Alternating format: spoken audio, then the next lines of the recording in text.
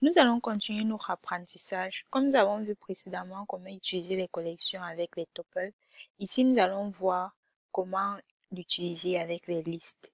Vous voyez qu'ici on a plusieurs éléments qui se trouvent dans la variable personne et comment nous pourrions faire pour ajouter d'autres éléments supplémentaires dans cette collection. Par exemple, on imagine quand on lance le programme, on va demander à l'utilisateur de rajouter une nouvelle personne. Et donc, on va récupérer une nouvelle valeur que l'on souhaite rajouter à la variable personne. On avait dit que les tuples sont immutables, c'est-à-dire inchangeables, immodifiables. Donc, pour modifier, nous devons passer par les listes. Ainsi, je vais commencer par copier ceci et commenter, de même qu'ici. Et ici, on va faire appel les tuples, la première partie et la deuxième partie des listes. Ici. Et à la place des parenthèses, je vais mettre les crochets. Il faut noter que la liste peut faire exactement ce que le tuple peut faire et elle peut aussi faire des choses supplémentaires. De manière générale, vous pouvez partir sur un tuple et si vous avez besoin de modifier les éléments, vous le convertissez en liste. Je vais créer une nouvelle variable que je vais nommer nouvelle personne.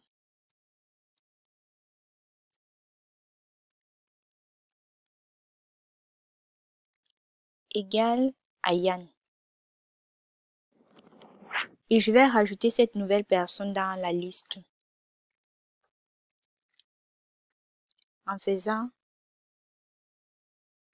personne point appelant entre parenthèses nouvelle personne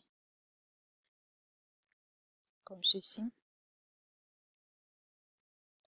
Et je vais faire un print avant le apply, print de personne et après le apply, print de personne. Je lance mon code. Vous voyez que nous avons deux listes. La première liste, c'est la liste de départ qui contient 3 éléments. Et la deuxième liste c'est la liste qu'on a rajouté Yann à l'intérieur. Ça contient 4 éléments et on voit bien à la fin qu'il y a Yann. Maintenant, si on veut modifier un élément de la liste, pour ce faire, nous devons faire un del de personne et je vais mettre crochet 0. Et ici, ça va supprimer le premier élément. Je copie ceci et je colle en bas. Je relance. Et vous voyez que nous avons maintenant 3 listes. La première liste, la liste de départ. La deuxième avec celle de Yann, avec Yann ajouté à l'intérieur. Et la troisième avec Alim à supprimer, qui est le premier élément de la liste. Il faut noter qu'on pourra afficher les éléments en faisant une boucle for. Comme nous avons vu précédemment, je vais commenter ceci et ceci. Et je vais faire une boucle for. For i in personne, print personne. Print i, autant pour moi. Je lance. Et vous voyez que ça affiche bien les éléments de la liste. Nous pourrions aussi faire une fonction que je vais nommer def afficher personne. Et ça prend un paramètre C. Et ici, et à la place de personne, je vais mettre C. Et en bas, nous allons appeler notre fonction afficher personne qui prend en paramètre personne et je lance. Ça affiche l'ensemble des éléments qui se trouvent dans la liste. Maintenant, nous allons faire une fonction def modifier valeur. Je commande ceci et ceci et on va faire la fonction def modifier valeur. Donc, def modifier valeur qui prend en paramètre a et a égale à 10 par exemple. Et à l'extérieur de la fonction, je vais faire un test égal à 5.